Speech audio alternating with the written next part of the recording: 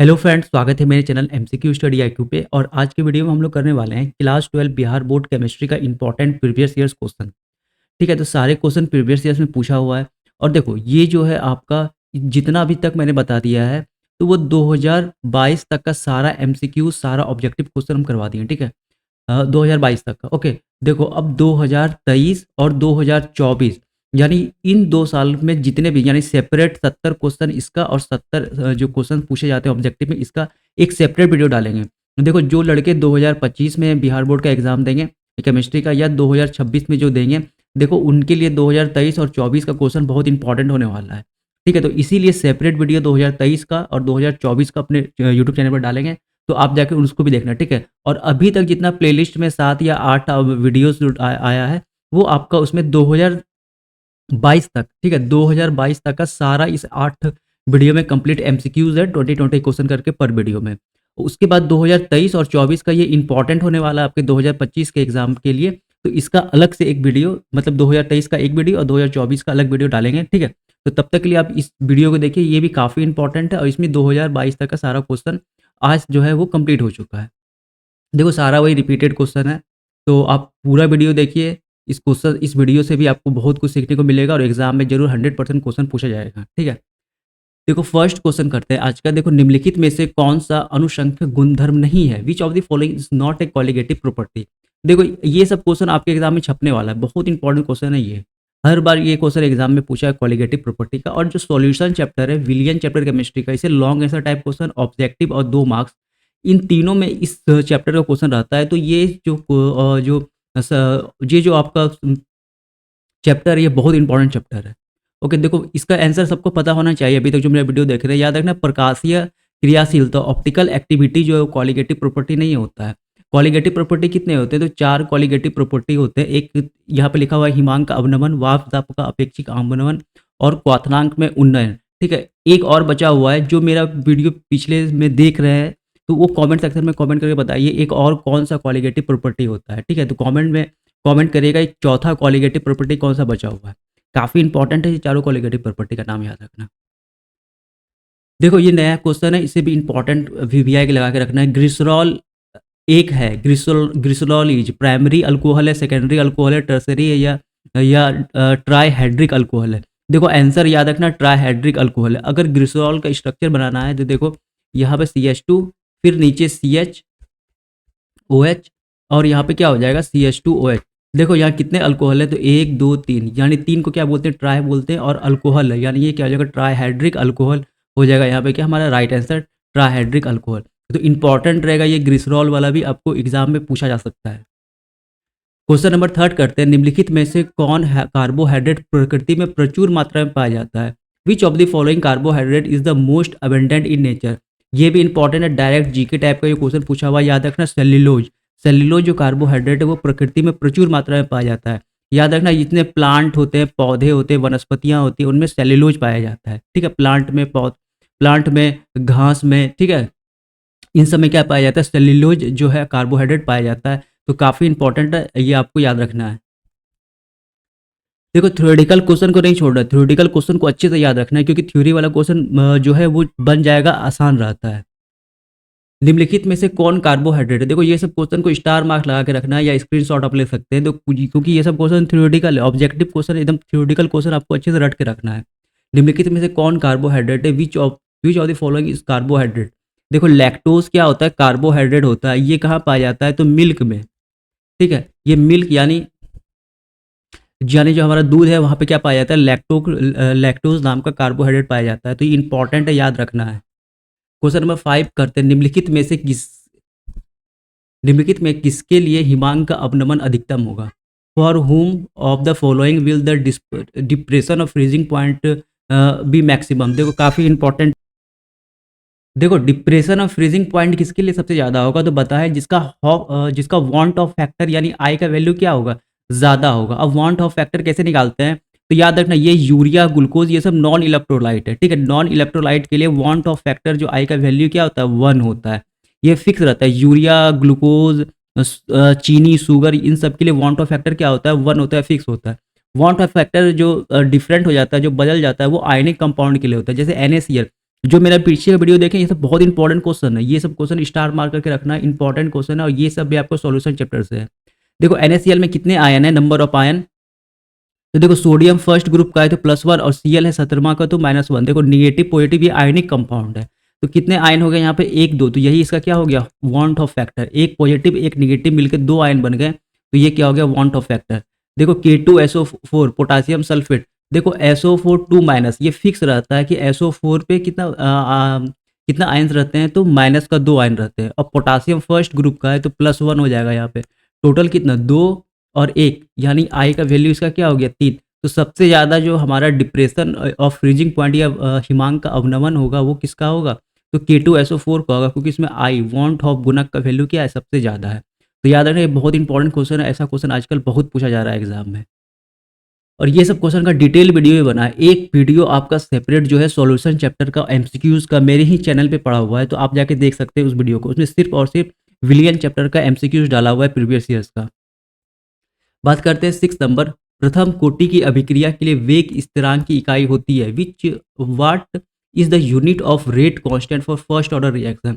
देखो एक इसका ट्रिक बता देते हैं, किसी भी ऑर्डर का पूछेगा, किसी भी कोटि का अगर आपसे स्थिरांक का इकाई, वेग स्थिरांक यानी जो के होता है, रेट कांस्टेंट का आपका इकाई पूछेगा, यूनिट पूछेगा, वो आप बता सकते हैं। देखो होता क्या है कंसंट्रेशन, कंसंट्रेशन की पावर 1 - n, और ये बगल में टी इनवर्स रहता है, यानी टाइम इनवर्स। क्या रहता है, time inverse, time inverse, time यानी समय यहाँ लिखा हुआ है, ठीक है, समय, समय, अब समय का ऐसा है यूनिट, कहीं पे आपको पर सेकंड मिलेगा, कहीं पे आपको पर मिनट मिलेगा, ठीक है, ये सब क्या होता है, और कहीं पे पर आवर भी मिल सकता है, क्योंकि सब टाइम का ऐसा यूनिट होता है। देखो टाइम जो है वो सेपरेट है, इसको इससे कुछ मतलब नहीं, बदलता क्या है, तो कंसंट्रेशन, ये कंसंट्रेशन का ऐसा यूनिट क्या होता है, मोल पर लीटर, क्या होता है, मोल पर लीटर, यानी लिखते हैं हम यहाँ पे मोल पर लीटर। तो अब देखो क्या हो गया, मोल पर लीटर 1 - n, और टाइम, टाइम इनवर्स, तो टाइम को इससे कोई मतलब नहीं है। और ये जो n है ये कोटि है, अगर बोला यहाँ पे कितने कोटि के लिए, तो प्रथम कोटि के लिए तो n1 हो जाएगा, बोलेगा जीरो के लिए, जीरो कोटि के लिए, शून्य कोटि अभिक्रिया के लिए, तो यहाँ पे n क्या हो जाएगा, जीरो। दो कोटि के लिए बोलेगा तो n क्या हो जाएगा, 2 हो जाएगा। तो अभी किसके लिए बोला है, प्रथम कोटि के लिए, तो जैसे यहाँ पर हम 1 रखेंगे, तो मोल पर लीटर यहाँ पे 1 रखेंगे, तो 1 - 1 कितना होता है, 0, ठीक है, 1 - 1 कितना होता है, 0 हो जाता है। तो ये पूरा टर्म क्या हो जाएगा, सॉरी 1, किसी की भी पावर 0, ठीक है, जैसे 2 की पावर 0 तो क्या होता है 1, किसी की भी पावर 0 क्या होता है 1, तो इसका वैल्यू क्या हो जाएगा यहाँ पे 1, 1 इंटू टाइम इनवर्स, टाइम यानी समय इनवर्स। तो देखो इसका एसआई यूनिट क्या हो गया हमारा, प्रथम कोटि अभिक्रिया के लिए इकाई क्या हो जाती है, रेट कांस्टेंट की, तो टाइम इनवर्स यानी समय इनवर्स। तो ऑप्शन नंबर ए हो जाएगा यहाँ राइट आंसर। ट्रिक क्या बताया यहाँ पे, क्या कॉन्सेप्ट होता है, कंसंट्रेशन की पावर 1 - n, याद रखना 1 आगे लगाना, n बाद में लगाना, और टाइम इनवर्स, टाइम को इससे कोई मतलब नहीं है, ठीक है, टाइम अलग सेपरेट लिखा रहता है, टाइम ऑलवेज इनवर्स में आपको लिखना है। कंसंट्रेशन क्या होता है, कंसंट्रेशन कैसा यूनिट, तो मोल पर लीटर, मोल पर लीटर। देखो नीचे में मोल पर लीटर, मोल पर लीटर, मोल पर लीटर है, लेकिन जो हमारा जो फर्स्ट ऑर्डर रिएक्शन है वो कंसंट्रेशन पे डिपेंड नहीं करता है। अभी यहाँ पे प्रूव हो गया है कि फर्स्ट ऑर्डर रिएक्शन क्या होता है, कंसंट्रेशन पे डिपेंड नहीं करता है, क्योंकि ये पूरा टर्म ही जीरो हो गया है। और इधर बगल में क्या करना है, टाइम इनवर्स। तो अगर पूछता है जीरो ऑर्डर के लिए, तो जीरो ऑर्डर के लिए क्या करते हैं, n0 कर देते। तो जीरो ऑर्डर के लिए रेट कांस्टेंट का क्या आ जाता है हमारा, रेट कांस्टेंट के लिए एसआई यूनिट, तो मोल पर लीटर पर टाइम। तो ये आपको अच्छी तरह से याद रखना है, ये वाला फॉर्मूला। कहीं पर टाइम को देखो पर सेकंड भी लिखा हुआ है, पर सेकंड, तो एसआई यूनिट जो होता है वो टाइम का, कहीं पे आपको मिनट दे देगा, कहीं पर टाइम समय ही लिखा मिल जाएगा। तो याद रखना ये काफ़ी इंपॉर्टेंट है, इससे क्वेश्चन पूछा जाता है एसआई यूनिट से। बात करते हैं सेकंड क्वेश्चन, तो याद रखना ऑप्शन नंबर ए हो जाएगा राइट आंसर यहाँ पे। देखो सेवन करते हैं, H3PO3 एक है, H3PO3 क्या होता है, देखो काफी इंपॉर्टेंट क्वेश्चन है, ये भी याद रखना है इसको। देखो H3PO3 क्या होता है, देखो ये होता है H3PO3 का स्ट्रक्चर। अब पूछना है, बता, इसमें हमको बताना है कि एक भास्मिक अम्ल है या द्विभास्मिक अम्ल है, त्रिभास्मिक है, या इनमें से कोई नहीं। तो देखो पिछले वाली वीडियो में बताए थे, ये भी इंपॉर्टेंट क्वेश्चन है, प्रीवियस ईयर्स का ही क्वेश्चन है, 2016 वगैरह में पूछा हुआ है। तो देखो याद रखना है कि ये जितने हाइड्रोजन जो रिलीज करता है, जो ऑक्सीजन एसिड क्या होता है? एसिड वही होता है जो H प्लस दे। अब कौन सा H प्लस निकलता है? तो जो ऑक्सीजन के साथ जो हाइड्रोजन अटैच रहता है वो निकलता है। तो ये H प्लस देगा, ये H प्लस। तो कितना H प्लस निकलेगा? ये 2 H प्लस निकलेगा इससे। 2 निकलेगा तो ये क्या बन जाएगा? द्विभाषमिक अम्ल यानी डायबेसिक। ठीक है, डायबेसिक एसिड बन जाता है। ये तो ऑप्शन नंबर क्या हो जाएगा यहाँ पे बी। अगर एक निकलता तो एक भाषमिक। एक और द्विभाषमिक अम्ल को अच्छे से याद रखना है, H2SO4। ठीक है, सल्फ्यूरिक एसिड। ठीक है, तो ये भी, इसमें भी 2 का 2 हाइड्रोजन क्या होता है? बाहर निकल जाता है। ये हाइड्रोजन बाहर नहीं निकलेगा, ये एसिड नहीं बनाएगा। क्यों? क्योंकि ये ऑक्सीजन के साथ नहीं अटैच है। वही हाइड्रोजन एसिड के लिए बाहर निकलता है जो ऑक्सीजन के साथ अटैच रहता है। ठीक है, तो काफ़ी इंपॉर्टेंट क्वेश्चन है ये सब, आपको अच्छी तरह से याद रखना है। स्ट्रक्चर बना के ये अगर आपको स्ट्रक्चर बनाना आता है तो ठीक है, एनसीईआरटी में जो है स्ट्रक्चर बना हुआ है। 4-5 एसिड का स्ट्रक्चर बनाया हुआ है, तो आप जाके उसको भी देख सकते हैं। ये सब पी ब्लॉक एलिमेंट का है। ठीक है, पी ब्लॉक का है ये सब। तो वहाँ आपको ये सब स्ट्रक्चर मिल जाएगा। लेकिन ये सब क्वेश्चन प्रीवियस ईयर में पूछा हुआ है, तो इम्पोर्टेंट बन गया है ये सब। तो आपको डायरेक्ट याद रखना है यही सब ऑप्शंस को, ऑब्जेक्टिव को। ठीक है, बात करते हैं क्वेश्चन नंबर 8। अयस्क में उपस्थित अशुद्धि को कहते हैं। What is the impurity present in ore called. देखो, इसे बोलते हैं गैंग। क्या बोलते हैं? गैंग। जितने भी इम्प्योरिटी रहते हैं वो क्या है? उसे क्या बोलते हैं हम लोग? गैंग बोलते हैं। देखो, गैंग कौन बनाता है? जो गंदे लोग होते हैं। ठीक है, इसका मतलब इस ट्रिक से आप याद रख सकते हैं, क्योंकि ये क्वेश्चन एग्जाम में पूछा हुआ है, इंपॉर्टेंट भी है, इसीलिए आपको ये इंपॉर्टेंट बन जाता है ये क्वेश्चन। बिहार बोर्ड वाले क्वेश्चन रिपीट करते हैं खुद का। देखो, गैंग कौन बनाते हैं? जो बदमाश होते हैं, यानी जो गंदे लोग होते हैं। इसीलिए याद रखना, यहाँ पे इम्प्योरिटी भी क्या बोलते हैं? उसे गैंग ही बोलते हैं। तो ये काफ़ी इंपॉर्टेंट है, ट्रिक भी बता दिया आपको याद करने का। क्वेश्चन नंबर 9 करते हैं, ये भी रिपीटेड क्वेश्चन है। NiCO4 में निकेल का ऑक्सीकरण अवस्था क्या होता है? तो याद रखना, जीरो होता है। कि कैसे? देखो, ये जो है आपका सीओ को बोलते हैं कार्बोनिल ग्रुप। क्या बोलते हैं? कार्बोनिल ग्रुप बोलते हैं। कार्बोनिल समूह का जो आपका ऑक्सीडेशन नंबर होता है वो कितना होता है? जीरो होता है। क्या होता है? जीरो। और जिसका हमें ऑक्सीडेशन नंबर निकालना रहता है उसे एक्स मानते हैं। तो एक्स प्लस, एक एलिमेंट चेंज हो गया यहाँ पे। देखो यहाँ पे क्या निकेल अलग है और सीओ अलग है, तो जैसे एलिमेंट चेंज होता है बीच में सीओ लगा देते हैं। सीओ का क्या होता है? जीरो। देखो यहाँ पे, ये जो है यहाँ पे अगर प्लस होता तो इक्वल टू +1 लिखते, एक प्लस रहता। अगर नहीं, अगर निगेटिव रहता तो -1 लिखते। लेकिन यहाँ पे ये कैसा है? तो न्यूट्रल है। तो न्यूट्रल है तो क्या लगा देंगे? जीरो। ठीक है, तो एक्स यानी निकेल का ऑक्सीडेशन नंबर क्या आ गया? जीरो। तो ऑप्शन नंबर बी क्या हो जाएगा? या राइट आंसर। बस आपको याद रखना है, ये जो कार्बोनिल है, कार्बोनिल ग्रुप जो है, इसका ऑक्सीडेशन नंबर क्या होता है? तो जीरो होता है। ठीक है, सीओ क्या बोलते हैं? लिगेंड बोलते हैं। ये क्या है? लिगेंड है। ये चैप्टर भी काफ़ी इंपॉर्टेंट है, कोऑर्डिनेशन कंपाउंड। इससे भी क्वेश्चन अच्छा खासा पूछा जाता है ऑब्जेक्टिव में। क्वेश्चन नंबर 10 करते हैं। देखो, ये सब भी क्वेश्चन बहुत इंपॉर्टेंट है। निम्नलिखित में से कौन सी दवा बुखार को कम करता है? देखो, बुखार को कम करने वाली दवा का नाम पूछा जा रहा है। देखो, ज्वरनाशी बोलते हैं। ठीक है, ऐसे बोलते हैं ज्वरनाशी। लेकिन यहाँ ज्वरनाशी ऑप्शन में नहीं है, तो लेकिन आपको ज्वरनाशी भी याद रखना है, क्योंकि वो भी एग्जाम में पूछा हुआ है। तो याद रखना, एंटीपायरेटिक बोलते हैं। क्या बोलते हैं? एंटीपायरेटिक। इंग्लिश में भी आपको एंटीपायरेटिक करके लिखा मिलेगा, तो ये बात आपको याद रखना है। ऑप्शन नंबर सी हो जाएगा, एंटीपायरेटिक या फिर ज्वरनाशी। मिथाइल एमीन को बनाया जा सकता है। Methyl amine can be prepared. जितने भी ये सब नेमिंग रिएक्शन है, इन सब के को अच्छे से करवाएं, क्योंकि नेमिंग रिएक्शन से 2 मार्क्स, नहीं तो आपको लास्ट में 5 मार्क्स का क्वेश्चन पूछा जाता है। ठीक है, तो ये नेमिंग रिएक्शन है। लेकिन अभी बता दे रहे हैं कि मिथाइल एमीन को कैसे बनाया जाता है। तो याद रखना, यहाँ पे 11 का ऑप्शन नंबर बी हो जाएगा, हॉफमाइन ब्रोमाइड अभिक्रिया द्वारा। कैसे बनाया जाता है? तो हॉफमाइन ब्रोमाइड अभिक्रिया द्वारा। मिथाइल एमीन का अगर स्ट्रक्चर पूछे तो मिथाइल CH3 होता है, CH3। और अमीन क्या होता है? NH2। तो CH3NH2 क्या होता है? मिथाइल अमीन। कैसे बनाया जाता है? तो हॉफमैन ब्रोमाइड। बात बाकी ये जो बूर्ज अभिक्रिया है, इन सब के बारे में बात करेंगे। ठीक है, बूर्ज अभिक्रिया जो होता है उसमें जो एल्केन बनाया जाता है, क्या बनता है? सिंपल एल्केन सिंगल बॉन्ड का बनता है, और ईथर और Na के प्रेजेंस में। ठीक है, बूर्ज अभिक्रिया का आपका रिएजेंट पूछा जाता है, क्या यूज करते हैं? तो याद रखना, ड्राई ईथर और Na, सूक्ष्म ईथर और Na के प्रेजेंस में बूर्ज अभिक्रिया होता है। इसके बारे में लॉन्ग ऐसा टाइप में क्वेश्चन में बात करेंगे। लेकिन मिथाइल एमीन किससे बनाया जाता है? तो हॉफमैन ब्रोमाइड अभिक्रिया। मिथाइल एमीन का स्ट्रक्चर भी याद रखना है, कभी कभी पूछा जाता है। देखो, याद रखना, ये कार्पोलैक्टम इज द मोनोमर ऑफ। कार्पोलैक्टम किसका मोनोमर होता है? ये भी काफी इंपॉर्टेंट है। देखो, नायलॉन 6 का मोनोमर होता है कार्पोलैक्टम। मोनोमर क्या होता है? कि जिसे एक एकक, जिसे बहुलक बनता है। ठीक है, नायलॉन क्या है? तो पॉलीमर है, बहुलक है। ये बहुलक किससे बनता है? तो कार्पोलैक्टम मोनोमर से बनता है। ठीक है, तो ये इंपॉर्टेंट क्वेश्चन है, क्वेश्चन पूछा हुआ है, जितने भी क्वेश्चन पूछा हुआ है उसको तो आपको 100% याद रखना है। 100% ये सब क्वेश्चन एग्जाम में देखने को मिलेगा आपको, तो इम्पॉर्टेंट है ये सब। बाद में जब लॉन्ग ऐसा टाइम करेंगे तो बताएंगे मोनोमर का, क्योंकि सब एग्जाम में पूछता है। ठीक है, लॉन्ग ऐसा टाइप में भी 2 मार्क्स में या 5 मार्क्स में, और ऑब्जेक्टिव में भी पूछा है, तो ऑब्जेक्टिव पर तो देख रहे हो कैसे कैसे पूछा जा रहा है। ठीक है, तो कार्पोलैक्टम जो होता है वो नायलॉन 6 का क्या होता है? मोनोमर होता है। यही मोनोमर बहुत सारे में ऐड होकर के क्या बनता है? पॉलीमर बनता है। ठीक है, करते हैं अब क्वेश्चन नंबर 11।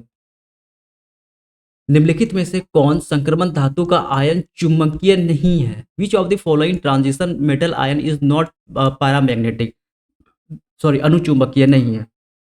अनुचुंबकीय क्या होता है? पैरामैग्नेटिक कैसे शो करते हैं? जिसमें आपका क्या होना चाहिए? अयुग्मित इलेक्ट्रॉन। क्या? अयुग्मित इलेक्ट्रॉन होना चाहिए। तो अब बात करते हैं किसमें अयुग्मित इलेक्ट्रॉन नहीं है? अयुग्मित।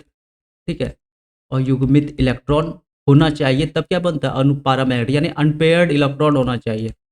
अनपेयर्ड इलेक्ट्रॉन होना चाहिए। अब देखो अयुग्मित, इसमें क्या हो जाएगा? Zn2+ हो जाएगा हमारा, जो है वो उसमें जो है अयुग्मित अनुचुंबकीय नहीं है, यानी इसमें अयुग्मित इलेक्ट्रॉन नहीं होगा।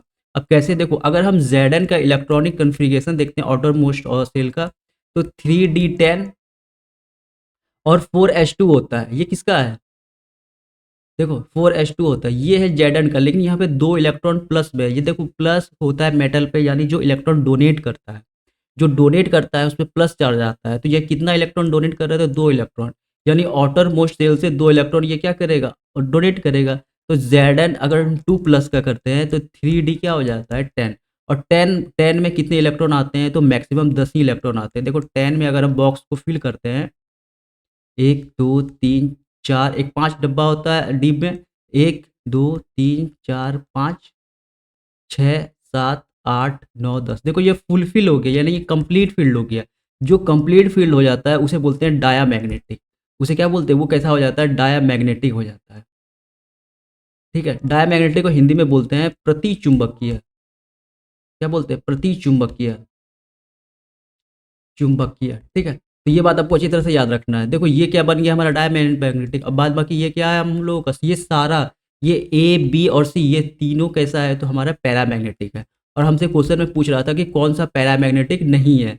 ठीक है, कौन सा पैरामैग्नेटिक नहीं है? तो ऑप्शन नंबर क्या हो जाएगा? डी। बता भी दिए रीजन कैसे होता है। इन सब का अगर आप इलेक्ट्रॉनिक कन्फिगरेशन निकालोगे तो आउटर मोस्ट सेल में अनपेयर्ड इलेक्ट्रॉन मिलेगा और युग्मित इलेक्ट्रॉन मिलेगा। ठीक है, तो 13 भी इंपॉर्टेंट क्वेश्चन है। ठीक है, ऐसा क्वेश्चन और भी करेंगे हम लोग आगे जाकर के। 14 करते हैं। निम्नलिखित में से कौन प्रथम संक्रमण श्रेणी का तत्व नहीं है? देखो ये सब याद रखना है, यहाँ पे नॉट है तो ये सब बहुत इंपॉर्टेंट हो जाता है। ये सब चीज़ अगर ध्यान से नहीं पढ़ोगे तो एग्जाम में गलती हो जाएगा। ठीक है, जल्दीबाजी में अगर पढ़ना है, अगर पढ़ोगे तो क्या करा? निम्नलिखित में से कौन सा प्रथम संक्रमण श्रेणी का तत्व नहीं है? तो याद रखना यहाँ पे लोहा है, क्रोमियम है, मैग्नीशियम है, निकेल है। देखो मैग्नीशियम जो होता है वो मेटल होता है, इसे बोलते हैं Mg। क्या बोलते हैं? Mg। ये सेकेंड ग्रुप का होता है। किसका होता है? सेकेंड समूह का होता है। ठीक है, सेकेंड समूह का होता है। देखो मेरा थोड़ा सा पैड छोटा है, इसीलिए थोड़ा राइटिंग मेरा नहीं बन रहा है। ओके, तो आप हम बोल भी रहे हैं समूह या ग्रुप, तो ये इससे भी आप लिख सकते हैं। देखो एक होता है मैग्नीशियम, एक होता है मैग्नीज। ठीक है, एक होता है मैग्नीशियम, एक होता है मैग्नीज, मैंगनीज।